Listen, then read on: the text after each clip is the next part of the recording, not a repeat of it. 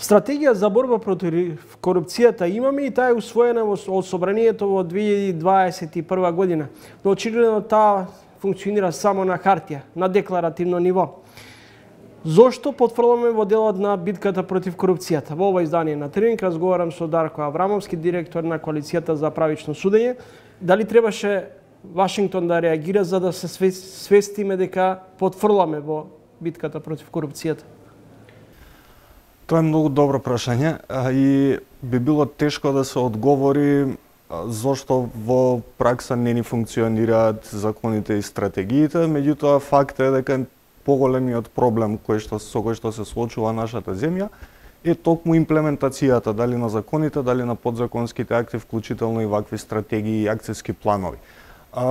Забележано е тоа и во извештаите и од Европската унија и од Советот на Европа дека земјата има добра законска рамка, има добра поставеност на системот, меѓутоа очигледно дека во пракса не ги спроведуваме тие начела и принципи онака како што се замислени. Делумно тоа се должи, имајќи предвид дека работата на коалицијата е првенствено научно-истражувачка, сметаме дека тоа делумно се должи на тоа што се нема посветено доволно внимание при подготовката на ваквите стратегии и акцијски планови.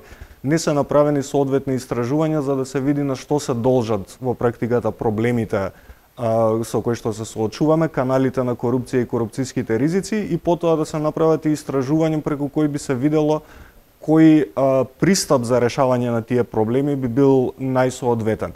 Затоа, за жал, често се случува ваквите стратегии или реформи да се сведат на една обична чеклиста на донесување на некои нови закони, подзаконски акти, прописи и така натаму.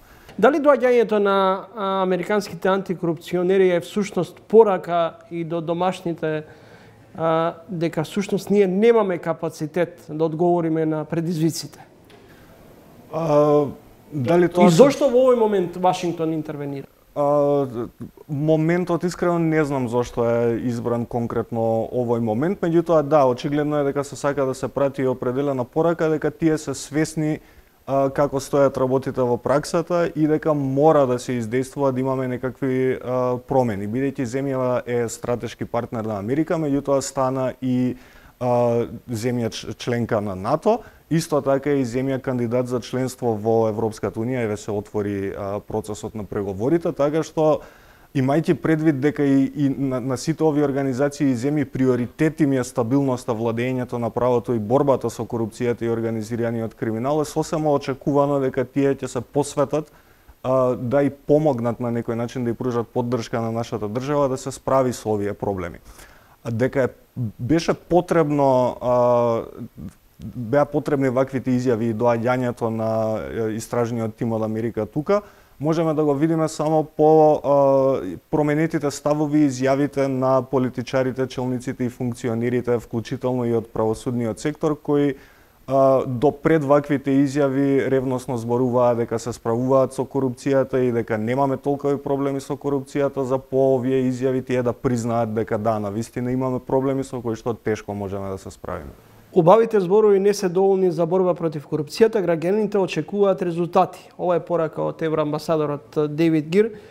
Дали ова е пораз за државно-владиниот врв? Мислам дека повеќе се сведува на тоа дека повеќе отсуствува волја отколку капацитет за да се унапредат и да се подобрат нештата.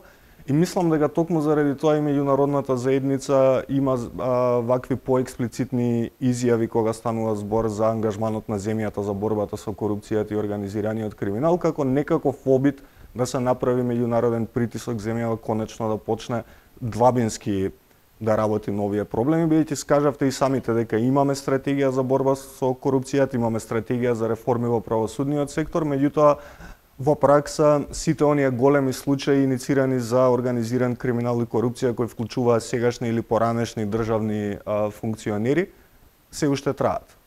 И по 5 години од владењето на оваа гарнитура вината се бара или алиби се бара во времето на владењето на Груевски ВМРО ДПМН. Политиката не ја следам до тој степен за да можам да го коментирам тоа од таа перспектива, меѓутоа можам да кажам дека е одреден трейдмарк на нашите институции, вклучително и политичарите да ја префрлаат одговорноста и да не превземаат одговорност дури и онаму каде што треба.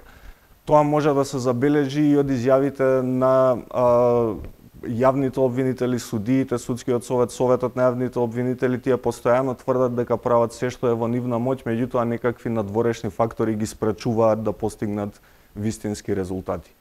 Следите тренинг мој соговорник е Дарко Аврамовски, директор на Коалицијата за правично судење. Господин Аврамовски, како е возможно без ден искуство како судија Весна Дамева да биде избрана за председател на судскиот совет? Зошто никој не реагираше изминатиот период на тврдењата на незината предходничка председателката Црвенковска дека била подолг период на притисок од страна на политички бизнис мокници, вклучувајќи дека се водило медиумска хајка против неа, а при тоа не погледнувајќи во сопствениот двор, имајќи во предвид незината директна или индиректна инволвираност околу сомнителното пропаѓање на Евростандард банка. Многу е сериозно кога ќе се нафрлат такви наводи за притисоци врз судскиот совет, дали станува збор за бизнис елити, политички елити, сеедно е сериозно кога ќе се нафрлат такви обвинувања и нема да се понудат никакви докази околу тоа, повеќе информации околу тоа, активирање на правните механизми и сите оние постапки кои стојат на располагање за да се расчистат ваквите случаи и да се спречат и санкционираат оние лица кои се обидуваат да ја злоупотребат функцијата и воедно на коруптивен начин да влијаат врз судскиот совет. Оттаму мислам дека навистина доколку постојат такви индиции, требаше председателката дали тоа јавно да го, поранешна председателка, сега се извинувам, дали тоа јавно да го објави или да поднесе кривична пријава до јавното обвинителство, меѓутоа сметам дека е несоодветно само да се даде таква изјава како причина за заминување од позицијата председател на судскиот совет без да се каже ништо повеќе околу тоа. Бидејќи и самата оставка беше дадена само од позицијата на председател на советот, а не и како член на советот на судскиот совет. Дали не препознавате ерозија на судско-обвинителскиот систем во ситуација кога се избираат суди без елементарно професионално искуство, се избираат обвинители по принципот на блискост со одредени политички фактори? Последниот пример или последниот избор на новиот шеф на обвинителството за гонење на организиран криминал и борба против корупцијата Ислам Абази и неговата блискост со ДУИ на некој начин направи брз скок во својата професионална кариера. И колку изборот на вакви личности може да има непристрасен однос и носење на одлуки според непристрасен принцип. Да, знаете, ова се само дел од примерите на вакви случаи кои се случуваат во изминатиот период и кои неминовно ја деградираат јавната доверба во судството и перцепциите за постоењето на корупција и независност на судскиот систем, вклучително и обвинителите.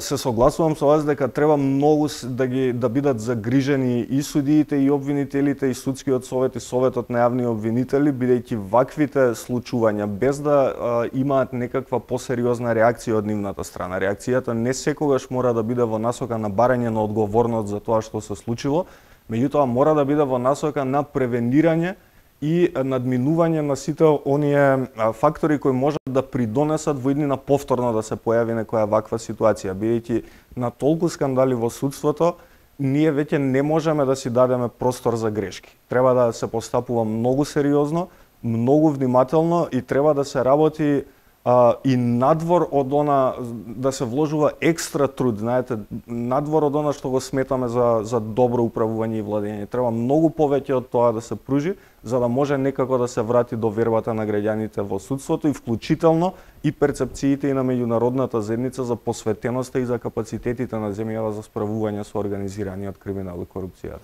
Дали ќе следува расчистување или ново прегрупирање во судско-обвинителската сфера?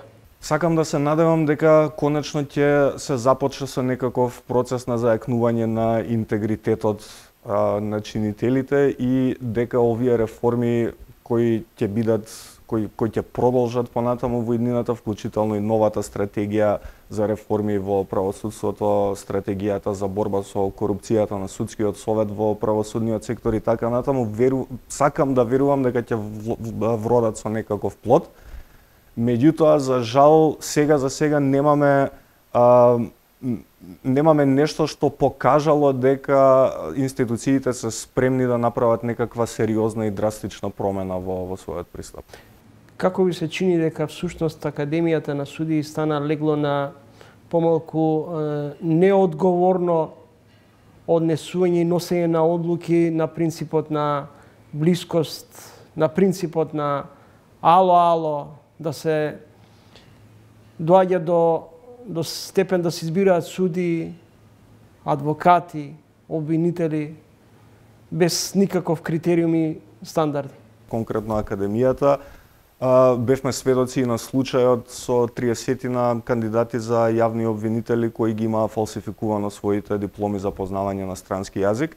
И никој не презеде одговорност? Не се презеде одговорност, до ден денес не знаеме што точно се случи со тие кандидати. Некои од нив можеби веќе и работат како обвинители, ако не и сите од нив, што сериозно дава впечаток на таква ерозија на системот како што напоменавте и претходно, на тоа доколку се надоврзат скандалите кои излегоа со полагањето на правосудниот испит, отсуството на образложенија на одлуките за избор на суди или на јавни обвинители, вклучително избор на судии во повисоките судови.